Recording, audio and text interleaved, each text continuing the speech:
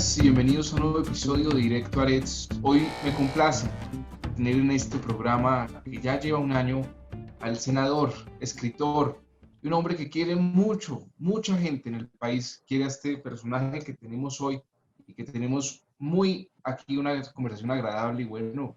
Gustavo Bolívar, bienvenido a este programa y muchas gracias por estar acá. Hola muchachos, un gusto estar en su programa. Muchas gracias por la invitación. Y aquí ya listo a ponerle la cara a la gente, a contarles las cosas que estamos haciendo, las preguntas que ustedes nos quieran hacer. Gracias. Bueno, Gustavo, ¿cómo ha sido este tiempo de crisis? Porque ha sido crisis, crisis por todo lado. Hay crisis social, crisis humanitaria, crisis política. ¿Cómo es hacer política en tiempos de crisis y una crisis tan compleja para todos, Gustavo? Pues el país siempre ha estado en crisis, pero esta es adicional y ahondó las que ya había, ¿no? La crisis económica se vio más afectada, como que todo se volvió el doble o el triple de lo que ya era. Incluso la violencia, increíblemente, cuando pensábamos que por el confinamiento se iba a aplacar, también se duplicó, a veces se triplicó, las masacres se triplicaron. Y entonces uno dice, bueno, la política está para eso, para solucionar crisis, para eso somos los políticos. Pero los políticos capaces, y este presidente que tenemos no ha sido capaz de enfrentar estas crisis como debe ser. Las ha enfrentado con sectarismo, con autoritarismo, sin el sentido común que exige la lógica, y es buscando soluciones para que todos estemos bien y no solamente un sector de la población, el más poderoso. Y por eso pues el país está como está. Estamos en una crisis profunda, ahondada por la pandemia, que no tiene al frente un líder, un político de talla que pueda dar soluciones. La democracia digital, esa democracia digital que hemos visto por Zoom, por distintas plataformas trabajando los senadores, ¿eso funciona, Gustavo? O sea, ¿se puede decir que se puede hacer un congreso así, se puede andar en un congreso así? ¿O realmente estamos pues en una sociedad sin... No. No. ¿Por qué? Digamos que el primer mes se justificaba, o el segundo de pronto, pero porque pues obviamente la cuarentena, el confinamiento pues tenía que ser para todos, pero cuando el gobierno empieza a abrir los sectores de la economía, el primero que debió haber abierto era el Congreso, para dar ejemplo primero, porque me parecía como cruel, macabro, que se abrieran las manufacturas, la construcción, y era como decir, bueno, que los obreros se jodan, que los manufactureros se infecten, no importa, pero la clase política mantengámosla indemne y no podemos reunirnos porque nos contagiamos. Entonces eso me pareció un mal ejemplo, un mal mensaje para la población, un mensaje canalla, digámoslo si se quiere, y era, hay ciudadanos de primera y de tercera en este país. Entonces mandemos a los de tercera a que se infecten, nosotros no. Y esta es la hora que se ha abierto todos los renglones de la economía. Incluso el turismo, que fue el último, ya abrió. Y el Congreso sigue confinado, haciendo leyes y transformando la Constitución por Zoom. Es una cosa inaceptable para una democracia. ¿Y por qué? ¿Cuál ha sido la agenda de ahí o por qué se ha llegado a eso? O sea, ¿realmente no se han puesto de acuerdo o ha habido, qué hay detrás de eso? Detrás de eso hay varias cosas. Primero, el legislativo, el Congreso, pasó a ser, ya no es una rama independiente del poder público, ya no es una de las tres ramas, ahora es un apéndice del Ejecutivo. Hay que decirlo sin temor a equivocarnos. Ya dejó de ser una rama independiente, perdió su autonomía y depende de lo que diga el presidente. Y el presidente pues tiene una agenda para destruir la paz, para seguir enriqueciendo lo más rico, una agenda de desigualdad.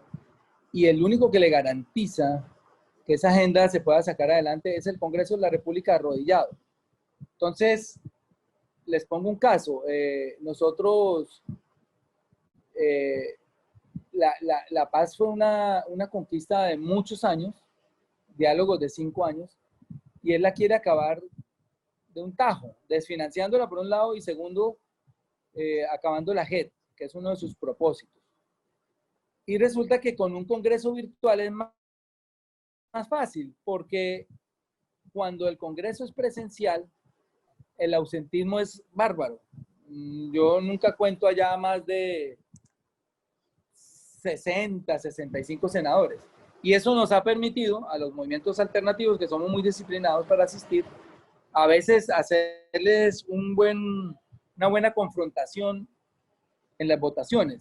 Pero ahora en virtualidad el ausentismo se acabó, porque pues, la gente se conecta desde su casa, entonces ya no les da pereza ir al Congreso y las asistencias han llegado al 100%, al 95%, y el peor de los casos al 90%. Entonces, están muy cómodos con esas mayorías que tienen y sin ausentismo, aplastando la oposición e imponiendo cualquier tipo de proyecto que les dé la gana, porque tienen las mayorías, no solamente las mayorías en el papel, sino ya en la práctica, porque la virtualidad les dio esa consistencia que no tenían en la presencialidad, que era el ausentismo. Entonces, a veces llegaban 55 senadores en total, pero la mitad éramos nosotros.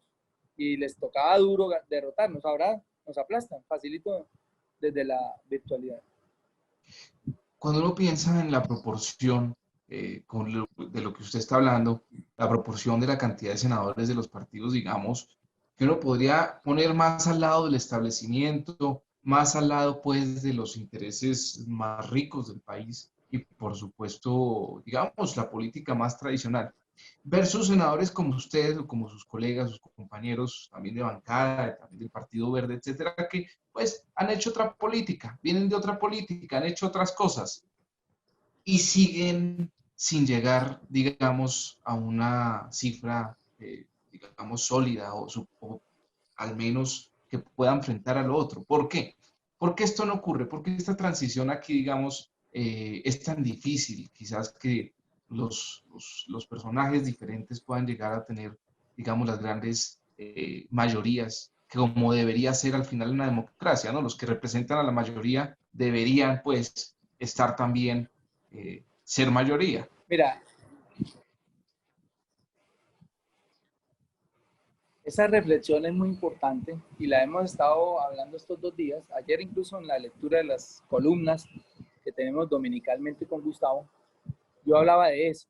Y es, de nada sirve que elijamos un presidente alternativo, que seguramente va a pasar, porque el uribismo está muy derrotado, está muy diezmado, ya perdió la credibilidad. Todas las mentiras que dijeron nunca sucedieron. Nunca Timochenko se volvió presidente. Nunca el país quedó en manos de las FARC, como ellos prometían.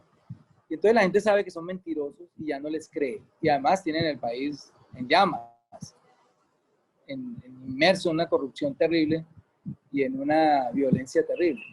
Entonces, de nada sirve que ganemos la presidencia, que ya la tenemos segura, solamente falta es ponernos de acuerdo en torno a un nombre, y eso se hace a través de una consulta popular. De nada sirve si tenemos presidente si no tenemos un congreso con mayorías. Yo incluso hoy dije en un programa del mediodía con Vicky Dávila, perdón, con El Tiempo, eso fue otro programa, que no tenía ninguna duda que si Petro hubiera ganado en el 2018, o si lo hubieran dejado ganar porque le robaron las elecciones, hoy ya Petro no estaría en la presidencia. Con estas mayorías uribistas en el Congreso, ya hubieran sacado a Petro. De ese tamaño es la importancia de elegir un Congreso. Porque imagínense, llega Gustavo Petro a hacer las reformas. Y el primero que va a tocar, pues obviamente es el banquero, porque va a decir, no más ley 100. El Estado se hace al monopolio de la salud y se acaba la ley 100, se acaban las CPS, se acaban las pensiones privadas. Pues, ¿cuánto se juega el de las pensiones privadas? 200 billones de pesos. ¿Cuánto se juega el de las CPS? Miles de millones de pesos, tal vez billones. Y ellos no se van a quedar quietos. Ahí van a empezar a operar todos los poderes, los congresistas que ellos financian, los partidos políticos que ellos financian, y van a tumbar al que sea. Ya lo hicieron en la alcaldía. Solamente por quitarles el contrato a la basura lo tumbaron. De ese tamaño del poder. Aquí ya lo hubieran hecho también. Por eso lo más importante no es elegir a Petro o a otro candidato para la presidencia. Eso es la mitad de la tarea. La otra mitad es ponerle una bancada suficiente para poder hacer las reformas. Si no, pueden pasar dos, que salga como el peor presidente de la historia, porque el Congreso no le apruebe nada, y pase en blanco, sin hacer nada, sin cumplir las promesas de reformar este país.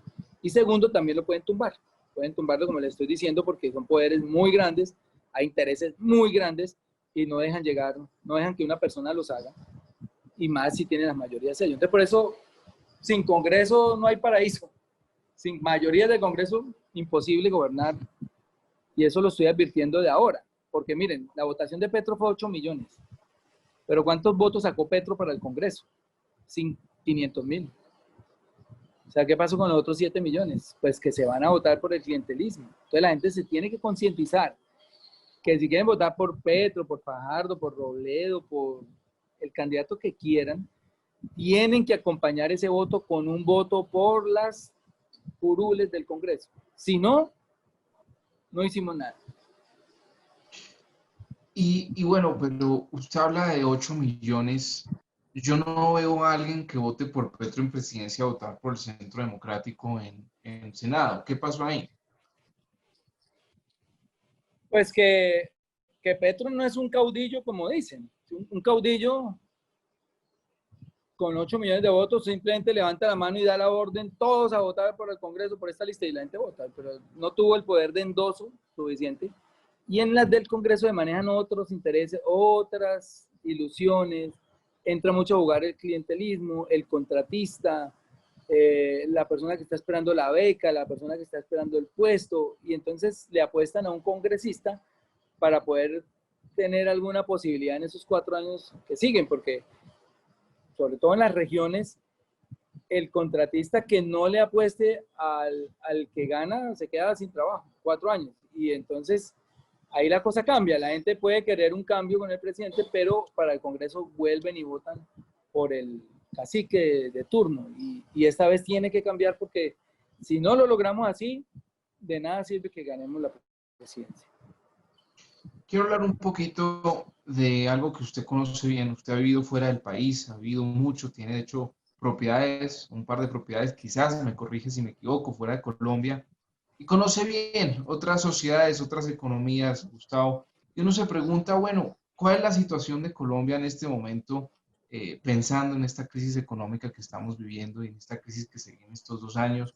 Pensando que en efecto todos los sectores señalan una mala administración del Estado, pero también pensando en el desarrollo, pensando en las regiones. Yo también en mi trabajo tengo que viajar por el país y es una pregunta que surge.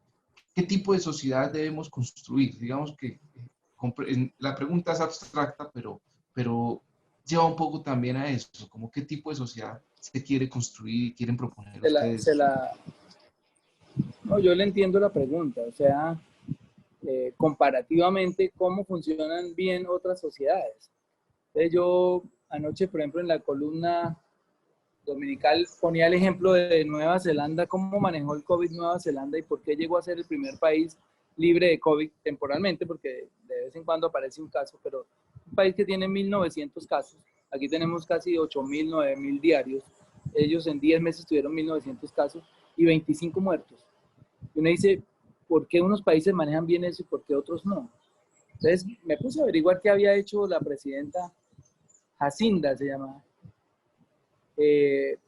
extraordinario para lograr eso. Y no hizo nada extraordinario, solo sentido común y un detallito que no tienen los presidentes de acá, es independiente. Es de izquierda, ella es progresista, pero no tiene vínculos, no ha endosado su libertad y su independencia a los poderosos de su país. Es decir, puede actuar libremente. Entonces, ¿qué dijo? Se encierra todo el mundo, 4 semanas, y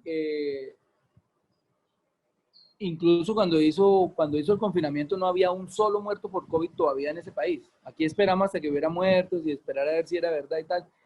No cerramos los aeropuertos, allá ella los cerró de una, le valió huevo todo, primero la vida, pero en otros países pensaron que primero la economía.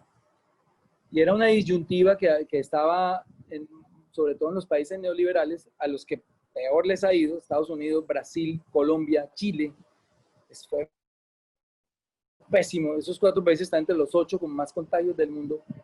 Y eso es porque privilegian la economía sobre la vida. Cuando, si los hubieran confinado como en Nueva Zelanda, a la postre la beneficiada hubiera sido la economía, porque solo fueron 4 semanas. Aquí fueron como 3, 4 meses, pero habrían de a pedacitos y que parcial y que aquí, y que abrimos aquí, cerramos acá. No, era confinarnos de una a todos. El virus dura 15 días, 14. Si nos metemos un mes sin salir, ya, todos los que lo tuvieron se les pasó, no confinaron, no enfermaron a nadie más y se acabó. Bueno, que abramos este sector, que después abramos este y los transportes públicos al 30% y esto acá, para poder no quebrar a los financiadores de las campañas, pero ahí fue donde fallamos. Muy complacientes porque digamos que los amos del dinero son los que mandan y llaman al presidente y dicen tenemos que abrir esto o nos quebramos. Y miren el resultado, Colombia es hoy 1.022.000 infectados, es uno de los 8 países con peor manejo de la pandemia del mundo. Y lo mismo, en otras sociedades funcionan, los impuestos funcionan distintos, no se los roban. Por decir algún comparativo con Estados Unidos, yo he traído aquí al Congreso muchas ideas de allá de cosas que funcionan muy bien. Allá hay cosas que no funcionan bien, por ejemplo, la salud no funciona bien allá, pero hay cosas que funcionan muy bien, de la seguridad, de la cultura ciudadana, de la cultura de pagar impuestos. El IVA, por ejemplo, allá es bajito, pero es para todo el mundo. Aquí es alto, pero es para algunos. Los ricos están exentos de una cantidad de impuestos, mientras que allá todo el mundo paga menos, pero todos. Por ejemplo, el IVA allá en Florida, por decir algo, es del 7%, pero va en todas las rentas y no hay forma de descontarlo. Mientras que aquí el negocio del IVA es pagarlo y después descontarlo a través de otras compras y empiezan los negocios y antes el Estado le sale a deber a los grandes empresarios y hay recobros. Hay mucha mafia. En Colombia hay un desorden tributario increíble, muy difícil, digamos, que el Estado pueda hacer control de quienes pagamos impuestos. Ustedes vieron ese episodio de comienzo de año cuando publicamos nuestras declaraciones de renta, que ellos nos dicen comunistas, los que supuestamente somos los atenidos, estamos pagando más impuestos que todos ellos juntos. Entonces uno dice, aquí muchas cosas huelen feo y andan mal. Y es porque pues estamos manejados por mafias de corrupción, mafias de narcotráfico, mafias políticas, que benefician a los líderes de esas mafias, y para poder tapar esos huecos que dejan todos esos robos y esas exenciones tributarias, pues tienen que echar mano de IVAs altísimos como el nuestro, que es del 19%, y exprimir a la población lo más que se pueda para pagar todos esos desfalcos. O sea que usted, resumiendo la pregunta, considera que una sociedad, fíjese, una sociedad hacia donde debería ir Colombia, quizás es mirando buenos ejemplos de sociedades como Nueva Zelanda e incluso de Estados Unidos. Su propuesta un poco es también mirar qué se ha hecho bien en otros lados y tratar de implementar eso. Me equivoco. ¿Estamos de acuerdo? Sí, claro, pues es que mira que a uno le da el bagaje, viajar le da el bagaje, pero yo, por ejemplo, el año pasado que fuimos a La Haya, a ese encuentro de colombianos, para ir a la Corte Penal Internacional y nos encontramos todos los colombianos, pues visité países que yo no conocía y me causó curiosidad, por ejemplo, lo de Suiza. Suiza tiene 7 alcaldes y 7 presidentes. Entonces, cada partido pone los 7 partidos, cada uno pone un presidente, hacen una junta y el presidente de esa junta es el presidente de la nación, pero se van turnando. Y las políticas y lo mismo en las alcaldías. Por ejemplo, en Berna había 7 alcaldes. Y miren, son las 7 o 5 casas de los alcaldes. Todos viven ahí. Pero están todos los partidos gobernando y hay consenso en la mayoría de las decisiones. Y otra cosa es que todo lo consultan. Hay democracia directa. No como acá que es democracia indirecta. Yo voto por este representante o por este senador para que él vote por mí. Y resulta que este senador y este representante votas por él, nunca por la gente. Porque como la gente le vendió el voto, pues ya el tipo le quita la responsabilidad. No, yo a usted ya le pagué su voto, yo ya veré qué hago. Entonces no hay una democracia representativa, allá es directa. Entonces allá cada 3 meses, sagrados, van a las urnas. ¿Y por qué votan cada 3 meses? Por las decisiones que hayan resultado del ejercicio de la política en esos 3 meses. Por ejemplo, vamos a hacer un metro, ok. 1 de marzo, la gente vota si lo quiere. ¿Cómo lo quiere? ¿Elevado o subterráneo? La gente vota. Todas las decisiones se consultan. Eso me parece una democracia directa. Todas. Parece buenísimo. Aquí hiciéramos eso, nos quitábamos de encima las peleas. Porque ya, la gente decidió subterráneo, listo. Los demás nos callamos. Decidió aéreo. Es la mayoría, punto.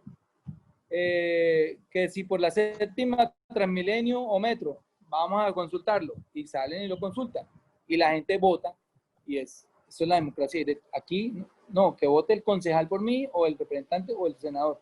Pero resulta que el senador, representante o el concejal o el diputado, pues tienen otros intereses porque ya tienen es que atender las necesidades de su financiador. ¿Quién me pagó la campaña? El banco, el contratista, el tipo que quiere hacer la carretera, entonces ya me toca trabajar para él. No hay una democracia representativa real. Sin lugar a dudas, usted es el político, pues él o la, porque realmente es, yo creo, y visiblemente el político más cercano a Gustavo Petro hoy en Colombia. Eso es evidente para todos, es un amigo, usted lo ha defendido, lo ha apoyado, además es de los pocos que ha escrito sobre él, con un aire que deja también de ser político y también es sentimental. Hemos leído a veces columnas, cuando él estaba en Cuba, leí su columna en donde, muy sentimental Gustavo, que creo que eso me alegra, escuchar políticos que son más humanos y que pueden también contar de sus sentimientos. Y uno se pregunta, bueno, el miedo, Gustavo Bolívar, el miedo que le tiene a Petro tanta gente también en Colombia. ¿Qué es ese miedo? Exploremos un poco ese miedo. ¿Cómo han construido ese miedo? ¿O es un miedo infundado? ¿O en verdad hay que tenerle miedo? ¿Cuál es ese miedo a ese proyecto de país que también él ha venido proponiendo hace años? Pero vemos reticencia en sectores, vemos reticencia en sectores de la clase media alta, de los sectores altos, hay mucho miedo también con Gustavo Petro. ¿Por qué? ¿Qué pasa ahí? Tú lo dijiste en la pregunta, es un miedo construido. Miedo construido eficientemente por esas fuerzas retardatarias y de ultraderecha que temen a un gobierno de Gustavo Petro. Entonces, hay que destruirlo primero moral, psicológicamente y si toca físicamente, de hecho ya lo han intentado, porque ellos saben que se juegan 200 años de impunidad, de contratos, de privilegios, de saqueo, y un hombre como Gustavo Petro en la presidencia amenaza todo ese statu quo. Hay que destruirlo. Pero yo le pediría a la gente, más que me creyera a mí o que le creyera a Petro, miren los antecedentes. ¿Cómo se ha comportado Petro en política, en los cargos que ha ocupado, en la alcaldía? Si ha perseguido a los empresarios, si ha sido autoritario. ¿Cómo fue su política social? Y ahí encuentran la respuesta, porque creerle al enemigo, por ejemplo, Ordóñez, que hace todo este montaje para destituirlo de la alcaldía, o creerle a los contrincantes lo que dicen, pues no me parece justo, porque obviamente lo quieren sacar del camino. Pero Gustavo Petro, yo lo conozco, como tú dices, puedo tener esa fortuna de ser, digamos, de los más cercanos, y tal vez el que más comparta tiempo con él, tanto en el Congreso y ahora los domingos, que compartimos 3 horas. Les puedo decir que para mí es el candidato más completo de los que conozco, el que más entiende el país, lo comprende y el hombre que tiene en la cabeza exactamente cada cosa que tiene que hacer para hacer las transformaciones que necesitamos. Y Petro es un tipo que ojalá Dios o la patria o el universo le dé la oportunidad de gobernar, porque marcaría un antes y un después en la política, en la esencia de la política, en la eficiencia de la política, pero sobre todo, en la política social, en cómo es gobernar para todos, cómo es ser presidente de todos y no de 4 familias. Y eso es Gustavo Petro. O sea, no tengo ningún temor de él. Yo soy capitalista, él lo sabe, soy empresario. Jamás me metería con un tipo que intentara expropiarme. Eso es un mito que se inventaron ahí. Y por eso meto las manos al fuego por él. La autocrítica también es un valor muy grande de los seres humanos. ¿cuál sería la crítica más seria que usted le podría hacer a Gustavo? Le tengo varias, y se las he dicho. La primera y la más importante es que él tiene una fobia a las organizaciones políticas y eso les da ventaja a los contrincantes. Yo, por ejemplo, he estado insistiendo desde prácticamente el mismo día, el 21 de junio de 2018, el día que perdimos las elecciones, desde ese mismo día he estado insistiendo en una organización electoral. Y él me para bola y todo, pero no lo veo que quiera concretarla. Él cree que con una votación avasallante es suficiente, pero yo conozco un poco más de ese tema electoral y sé que aquí roban elecciones. El Consejo de Estado ya dijo que el software de la registraduría es corrupto. Y él es un poquito como tranquilo con eso. Me parece que no la agarra con la suficiente berraquera que se necesita. Es un poco aislado de la gente, lo entiendo también. Yo, por ejemplo, soy muy comunicativo y al comienzo hablaba con todos, pero llega un momento en que no le habla uno ni dos, sino 1000 personas. Estoy hablando cifras correctas. O 2000 personas. Entonces, si tú no le contestas a las 2000, se ponen bravos. Si tú le contestas a uno y los demás se enteran que a él sí le contesté, entonces le dicen, pero a fulano sí le habla a mí porque me tiene aquí en visto, hace tal. Pero lo que pasa es que si uno se pone a contestarle a 2000 personas no le alcanza el día ni para ir al baño, ni para tener sus funciones como senador, ni para nada. Entonces uno se va aislando y Gustavo Petro se fue aislando porque es que es muy, muy difícil hablarle. Si a mí me hablan 2000, yo creo que a Gustavo, yo creo que quisieran hablarle hoy 20.000 personas. Y entonces empiezan, senador, una cita, senador, una entrevista, senador, por favor. Oiga, senador, ¿por qué no contesta? Pero cuando está buscando votos, sí, pero ahora no. Oiga, senador, le estoy hablando, llevo 3 meses buscando y entonces lo enloquecen a cualquiera. Y uno trata pues, de ser lo más asequible posible, pero hay momentos que ya es el tiempo que no aguanta. Entonces, por ejemplo, los martes, los miércoles, los jueves son días de Senado y hay gente que le habla a uno y uno no les contesta y se ponen muy bravos, pero es que estoy en el Senado, estoy en la plenaria, yo no me puedo salir de un debate donde no sé en qué momento digan algo importante o algo que yo tenga que criticar para estar contestando los chats. Entonces él se aisló y eso ya viene a ser una crítica que se aisló demasiado, pero también una crítica que yo entiendo, o sea, lo comprendo porque a mí me está pasando en este momento. Gustavo es un hombre muy calmado, muy sabio, digamos, él tiene el don de la paciencia, es muy pedagógico cuando está con todos nosotros, y yo no sabría qué más criticarle, tal vez en su vida personal, no sé, no me metería, no le conozco cómo es, yo lo conozco más como político.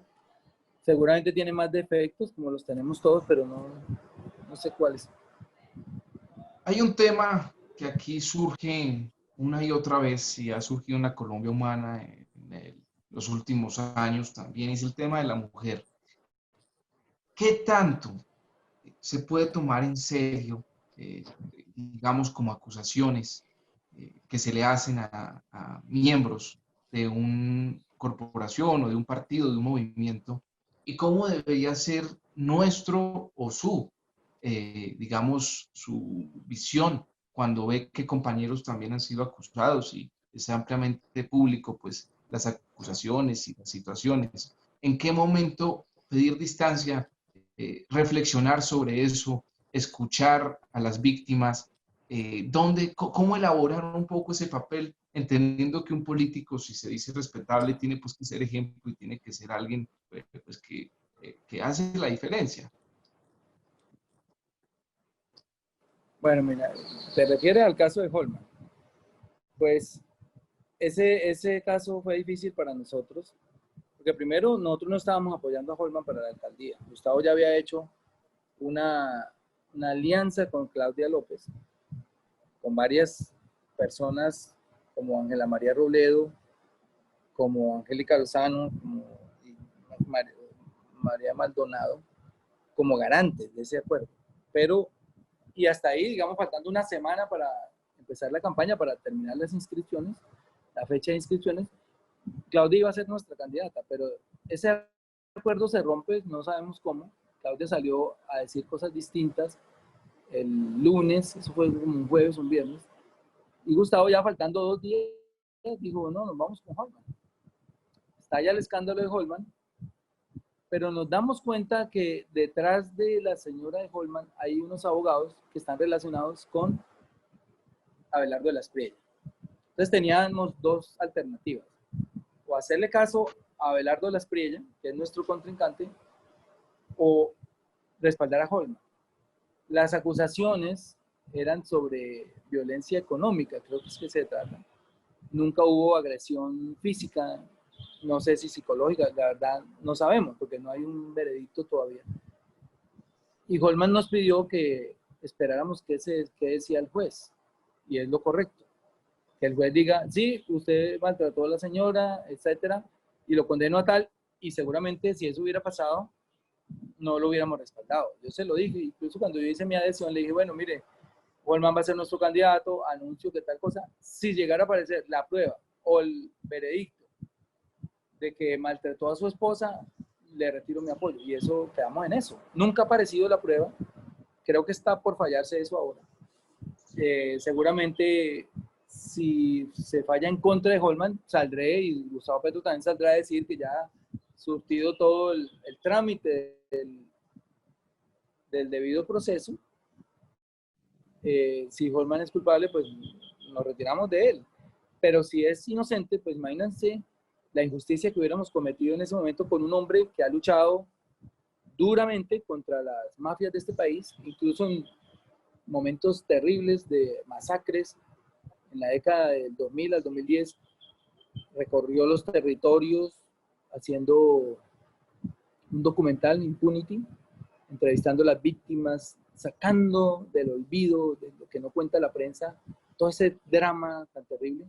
Y entonces nos parecía que sacrificarlo per se, o solamente por un comentario, era muy terrible. Y eso dividió un movimiento, en un momento del movimiento.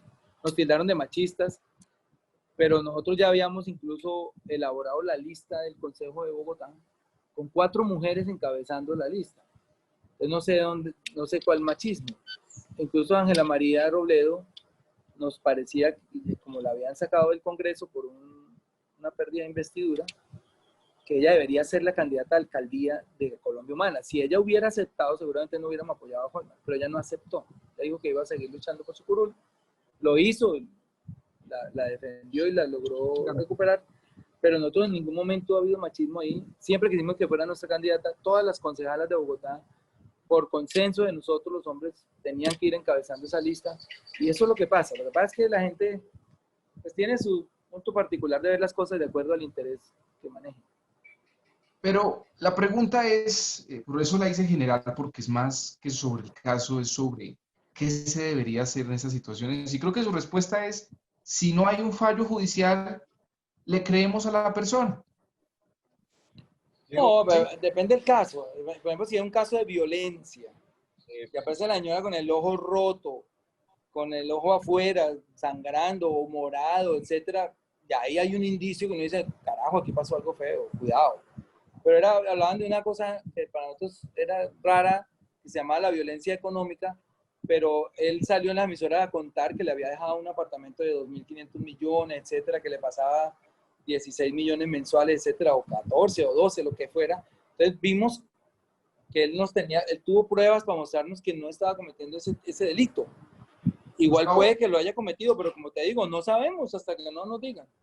Yo quiero preguntar antes, en ánimos de construir, que es el periodismo que a mí me gusta, Gustavo, si una consulta la hubiera perdido, digamos, en la vez pasada, en las anteriores elecciones presidenciales, la hubiera perdido Sergio, digamos, no, Gustavo hubiera perdido y la hubiera ganado Sergio Fajardo, ¿usted hubiera votado por Sergio Fajardo o en blanco? Con toda seguridad, con toda seguridad. Porque era un momento histórico para el país. Era ni más ni menos que la primera vez que los movimientos alternativos estaban a punto de derrotar al bipartidismo en 200 años. Porque así se rotulen como cambio radical o centro democrático. Siempre es el bipartidismo liberal y conservador el que ha gobernado en Colombia. Estuvimos a la puerta y la mezquindad precisamente de Sergio Fajardo, de Robledo y de Humberto de la Calle impidió esa unión que nos hubiera dado ese resultado. Entonces yo no tengo duda que si hubiera sido el candidato Fajardo hubiera votado por él. Y hoy, si él no hubiera llegado con vetos, incluso si los quitara en este momento, se sometiera a una consulta y la ganara, también votaría. Ya que el problema no es el nombre, sino que quién va a gobernar y con qué, bajo qué programa. Y obviamente, pues, no sé si Sergio Fajardo está dispuesto a apoyar un programa anti-establecimiento, porque el problema de Sergio Fajardo es que pertenece al establecimiento. ¿Cuándo pertenece uno al establecimiento? Cuando financia sus campañas con dinero de los grupos económicos, porque ahí ya lo arrodilla, al que sea. Ahí tiene arrodillado el Congreso. Y lo arrodillan a uno de la manera más perversa porque pues prácticamente uno endosa su independencia a esos grupos cuando permite que financien las campañas de uno. Me pregunto, digamos, si ocurre de nuevo lo mismo y llegan al final Sergio Fajardo y Gustavo Petro, ¿cuál sería la diferencia si se unen antes o si una coalición permitiera una unión? Si al final el votante va a tener en últimas que decidir igualmente. ¿Cuál sería la diferencia entre adelantarse a eso desde sus movimientos y hacer una unión fuerte? ¿Qué diferencia sustancial podría haber al final? Mucha, mucha, mucha. Es que la tesis de ellos es que lleguemos a primera vuelta cada uno por su lado, que esa vendría a ser la consulta. Eso es muy peligroso, porque de repente ellos nos meten un fraude y unas mayorías y nos dicen que ganaron en primera vuelta y ya no habría nada que hacer. Es muy peligrosa esa tesis. Por eso sí hay mucha diferencia en hacerla ahora y en hacerla después. Yo creo que lo que tenemos que sentarnos todos los movimientos es hacer un programa que recoja las ideas de todos los candidatos. Las nuestras ya la gente las conoce: evitar el cambio climático, la educación gratuita, la salud, como el monopolio de la salud en manos del Estado, un revolcón en la reforma agraria para que las tierras improductivas pasen a manos de los campesinos y los indígenas, sin expropiación, obviamente, pero sí con la compra de estas tierras a quienes no las produzcan, o impuestos muy altos a quienes no las produzcan. Porque ese es el problema de Colombia. Inaudito que hoy tantos campesinos e indígenas quebrados estemos importando 14 millones de alimentos, de toneladas de alimentos, con tantas tierras improductivas, que están en manos de terratenientes, de políticos, de narcotraficantes, etc. Y esa es una reforma que habría que hacer. Si nosotros nos aceptan esa agenda y ellos tendrán la suya y la negociamos y se ponen de acuerdo en un programa, no hay diferencia en quién gane. Puede ser uno, puede ser el otro, porque ya hay un acuerdo, ya hay un programa que va a guiar ese gobierno. Eso es lo que estamos pidiendo, nada más. Gustavo Bolívar, muchísimas gracias por esta entrevista. Nos alegra de verdad que atienda unos periodismos independientes, una búsqueda independiente, generar opinión, generar reflexión, que es, digamos, nuestro enfoque. Queremos pedirte que nos recomiendes un libro y una canción para despedirnos y de verdad muchas gracias. Bueno, mira, estoy leyendo, perdón que es un sonido, un libro de Alfredo Molano, se llama Por los territorios negros. Es un recorrido que él hizo por Chocó, desde Cauca, casi que desde Nariño hasta Chocó, incluso por territorios vedados para la fuerza pública. Muy lindo, donde uno puede entender el conflicto, entender el problema de la tierra, el problema étnico que existe en Colombia, el problema de la violencia. Y bueno, estoy en ese libro, lo recomiendo, fue el último libro que escribió antes de morir. Entonces, y canción, yo soy muy de salsero y me gustan mucho las canciones de Rubén Blades. Ayer escuché una que me acordó muchas cosas, que se llama Prohibido Olvidar. Les recomiendo esa, de Rubén Blades. Prohibido Olvidar. Nos vamos con el libro Por los Caminos Negros del gran Alfredo Molano, un hombre que admiro mucho, y por supuesto con Rubén Blades, que es otro poeta y otro escritor, pero que además hace música, con Prohibido Olvidar. Muchas gracias, Gustavo, y gracias a todos por estar conectados a este nuevo episodio de Directo a Reds. Un abrazo. Chao. Bueno, hasta luego Gustavo. ustedes. Muchas gracias por la invitación.